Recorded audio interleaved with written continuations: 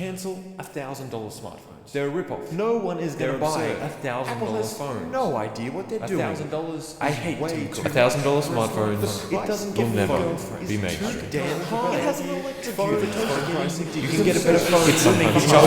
So it's Tuesday, the 16th of February. I'm just about to go to bed when I see a video pop up in my subscription list. Cancelled. $1,000 smartphones by Travis MCP. Now I like Travis. Been following him for a while and I think he makes some good stuff. I love this. But this video just rubbed me the wrong way. Good old rub. And honestly, I still see a lot of people getting really riled up that phones cost so much today. That shit is fucking trash. So, I'm going to be rebutting Travis's video and making a case as to why $1,000 smartphones are actually good for consumers and should not be cancelled. Let's get into it.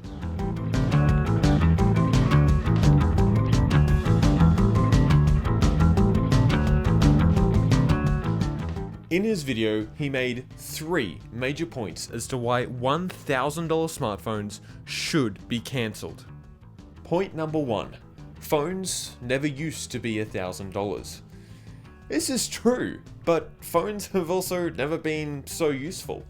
Phones nowadays are replacing calculators, they're replacing TVs, and yeah, forget iPads. What's a computer? These bad boys are replacing laptops and desktops for some people. A modern day smartphone is such a useful item that almost everyone in developed countries has one.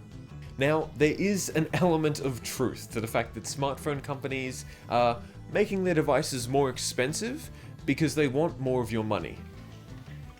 How much is enough? But they're also offering more smartphone than ever before. Modern day flagships have pentacamera setups, batteries that last you an entire day and then some, and screens that are smooth AF and visually indistinguishable from perfect.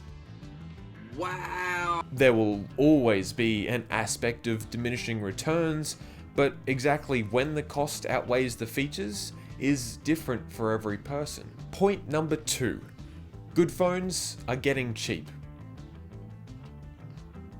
Yeah, of course they are. Smartphones for at least the last couple years have become a commodity. I think it's actually harder and harder to buy a bad phone, and most budget phones run solidly, have a camera that takes photos, a battery that lasts you to the end of the day, and a screen that works perfectly fine. If you want to pay a little bit more for a bit of a better phone, then there's the mid-range and the $699 phone that seems to be the sweet spot for consumers. Take the iPhone 11 or S20 FE for example. All well-established markets push into a wide range of price brackets in order to serve different types of target audiences. Like, for instance, consumers looking for the best of the best. And this is where the $1,000 smartphone comes in. These have the best specs. Gigabyte of RAM should do the trick. Long-lasting battery life and amazing cameras, along with some other niche features and additional polish, all for a price that's $1,000 and over. And for the people that want to pay more, these $1,000 smartphones are right up their alley. Worth is subjective after all. For instance, me personally, I'm completely fine with paying $1,000 for my daily driver iPhone. I mean, heck, mine costs me $1,399. And if it had something like a periscope zoom, you bet your bottom dollar I would gladly pay more. You might look at the S20 FE and see it as the perfect phone, while all others are overpriced. And that's okay. This is all subjective. What's not okay is if I looked at your S20 FE and told you that we should cancel $699 phones because they're built too cheap and they don't offer the best features or the best user experience. I think that would be kind of absurd. $1,000 smartphones are good because they give people who are willing and even want to pay more the choice to. Because I've read somewhere on the internet that choice is always good. Flagship phones also present another type of value that's not often talked about here on YouTube. longevity. Spending $1,000 every year is absurd. I cannot get around that. But considering that people nowadays are holding onto their phones for 2 to 3 years, over that time period, it's not an unreasonable price to pay for such a useful item. And with phones being so good now, I would imagine if you buy a flagship phone today, you could probably get a good 3, 4, 5, maybe even 6 years out of it, especially with the 5 years of software updates you get on iPhones. Compared to some mid-range phones that only get you maybe 1 to 2 years of software updates, flagship phones just start to look a little bit more reasonable. And with flagship phones lasting longer than ever, buying a renewed or second-hand phone is a great idea. I mean, heck, it's how I bought most of these phones for this channel. But there's a reason why I bought my daily driver directly from Apple at full price. When I buy brand new from a trusted retailer, I know 100% that this phone is going to work, not be tampered with, not have any scuffs or scratches on it, and it's actually going to be delivered to me when I pay them. And for something as important as a smartphone, the peace of mind, security, and just simple plain old ease that comes from buying a phone new from a respected retailer is worth the extra price I pay. And I wouldn't be surprised if the average consumer also shares this mindset. Travis also quickly touched on the current world problems being quite bad, and that itself being a reason why phones shouldn't be so expensive. And I'm not denying it. You should not be buying a $1,000 phone if you can't be sure what the future will bring financially. I mean, we're just talking about dumb phones. You got to make sure you can eat, have shelter, and just stay alive. But this time will pass. Places will reopen, people will get hired, and in a couple years, things should be relatively back to normal. These $1,000 phones also act as marketing for companies. This is why they plaster them all over their promotional material. It catches people's attention, and although most people will buy lower end phones, it still gets the public talking and interested in said company. And on another note, these expensive flagships are also exciting for us, the tech crowd. Phones priced this high have unique and interesting features, like the 10 times zoom in the latest S21 Ultra. Features like that, you're not going to find them on lower end phones. This is because high-end flagships require a lot of research and development to work. After all, it takes more work to create a 10 times periscope zoom camera from scratch, rather than sticking a pre-made processor in a phone. This simply is not possible on something like a budget phone, where money spent on designing the phone needs to be more conservative and competitive. Look at the iPhone X for example, when these $1,000 phones first emerged. The advancements made between the iPhone 7 and iPhone X were nothing short of massive. And I don't think this would have been possible without putting a large amount of work and money into R&D, and yeah, raising the price. And other phones around this time followed suit, leading to similar large technical leaps. And in the future, the R&D spent on these flagship phones trickle down into lower end phones, like how the upcoming Samsung A52 and A72 are getting water resistance and a camera with optical image stabilization. Features that have been on the Galaxy S series flagships for years. $1,000 smartphones help push features forward and help the mid-range and budget offerings, not hurt them. Also, I just have to say, 5G technology coming out around this time and being so expensive also didn't help the smartphone prices. And, I mean, come on, if smartphone companies could price their phones cheaper, they would. Competition is fierce, especially in the last couple years when smartphone shipments are going down. It's turned into a hyper-competitive bloodbath of a market. Apple, Samsung, Google, Xiaomi, none of these companies want the other to succeed. If a company like Samsung could offer more for less, like per se adding a periscope camera to something like the $699 S20 FE, You bet your bottom dollar they would have. I mean, just for a second,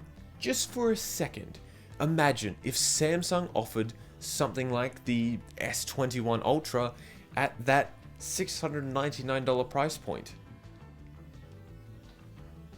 They'd take the smartphone industry by storm. If they could, I'm sure they would. Before we move on to the last point, I'm just gonna quickly touch on a couple phones Travis brung up, and why they are such good deals as they are. The S20 FE is a great phone, and it's a great value phone, but there's definitely some cut corners when comparing it to the $1,000 S20. The FE has a plastic back compared to the glass one found on the S20. The FE has a flat display compared to the S20's curved display, and apparently there's a slight noticeable downgrade in panel quality between the two. Also, since the S20 was released at the start of the year and the FE was released more towards the end of the year, the parts and manufacturing process are most likely cheaper for the FE. I'm gonna be honest with you, I had never heard of the Red Magic 5G before, but the amount of features Travis brought up would indicate that it's in flagship territory. But it just falls short. For starters, the triple camera includes a wide, ultra-wide, and the dreaded 2 megapixel macro sensor. There is no hole punch, it has bars across the top and a bottom. Not a bad thing, just something that costs less. I will guarantee you that the vibration motor is terrible. I couldn't find a single thing that said it had wireless charging. Also, I hate to say it, but it's from a Chinese brand. Between stealing American companies' IP and ties to the CCP, I can only speculate the shady things they've done to make a phone that cheap. This is just a sad tale.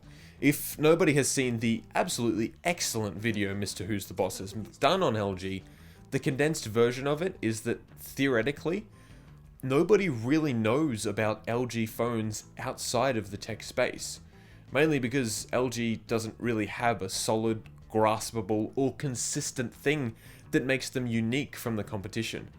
This leads to their phones underperforming, they then cut the price to try and sell more, only leading to people not buying their phones at full price and waiting for the price cuts. I mean, there's talks of LG quitting the smartphone game because they're just losing too much money. This is not a sustainable strategy, and honestly, not something to be celebrated. Point number 3. Quick! We need to stop the $1,000 smartphone before it gets out of hand. The iPhone X brought flagship phones to the $1,000 price point in 2017. And for the next couple of years, every other smartphone manufacturer followed suit, raising the prices of their phones to $1,000 and beyond. And the truth is, if we don't stop it now, in 5 years, every smartphone is going to cost $2,000. And I'm going to have to sell my body to get it. And Tim Cook, you can have my kids so long as I can see them on weekends. And stop. This isn't going to happen. People don't all want to buy $1,000 smartphones. Companies have already figured this out. In 2019, a little phone that could came along and changed everything. The little blue engine stopped when she saw the trash. That phone was the iPhone 11. This was a cut down version of the 11 Pro phones with one less camera, a lower spec display, an aluminium frame instead of stainless steel, and a starting price of $699. Now, its predecessor, the iPhone XR, was already quite a popular phone, selling 26.9 million units in its first half of year on sale in 2019. But 2 years later, after the iPhone X supercycle, when people were ready to upgrade at the start of 2020, the iPhone 11 came along, and it came in as the people's choice, selling 37.7 million units in the first half of 2020. The first half of year it was on sale. For comparison, Samsung's best-selling phone in that time frame was the A51, only selling 11.4 million units. Yeah, it's not even close. The iPhone 11 sent a shockwave throughout the industry and reinforced the fact that $699 is the sweet spot for consumer smartphones. In 2020, Samsung released the S20 FE and Google released the Pixel 5, both at $699. And more recently, Samsung released the S21 series, whose prices were dropped around $200 less than the previous year's model, moving the regular S21 dangerously close to that mystical $699 price. You can't stop the $1,000 smartphone revolution. It already has been. There's a section on Samsung's site that reads, "A galaxy for everyone." And to be honest, I think this pretty much sums up why we shouldn't cancel $1,000 phones. Having more options at more price ranges in the smartphone market is always a good thing, because while you might see a $1,000 smartphone and call it absurd, ridiculous, and overpriced, others will see it as a phone that matches what they want from a phone, with a price tag that they are willing to pay. If you're looking for value, I don't think you should even consider a flagship phone. But like I've been saying, worth is subjective. You might think the Pixel 5 is an exceptional value, while someone else sees it as overpriced. And I don't think Travis MCP's video is a travesty. I think it's just what Travis sees for the future of smartphones, and I just simply disagree. I think that taking $1,000 smartphones away from people will only end up hurting smartphone companies, consumers, and YouTubers more than it will help it.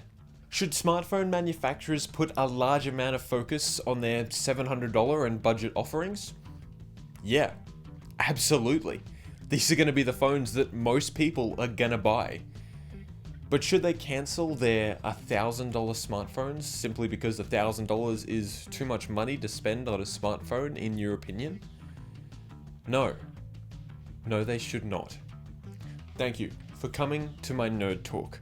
I know I've completely destroyed Travis in this video with my facts and reasoning, but I hope we can still all be friends. If you like what I do, then a subscribe would be cool. The leaked P50 has kind of made me drool. And of course, stay strong.